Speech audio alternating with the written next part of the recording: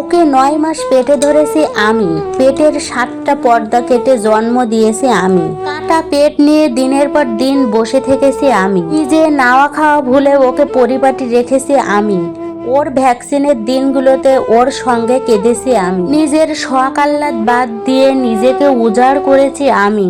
তাই ওর ভালোটা আমাকে কেউ শেখাতে আসবেন না, ওকে ওর ভালোটা সব থেকে ভালো আমিই বুঝি। সব বাচ্চা এক নিয়মে বড় হয় না, কোনো বাচ্চা নিয়ম ভেঙে নিজের মতো করে গড়ে ওঠে। আপনার বাচ্চাকে আপনি যেভাবে বড় করছেন, আমার বাচ্চাকেও যে আমাকে ওই একইভাবে বড় করতে হবে সেটার কোনো ধরাবাঁধা নিয়ম নেই। তাই দয়া করে নিজের নিয়ম অনুযায়ী কোনো মাকে জ্ঞান দিতে আসবেন না।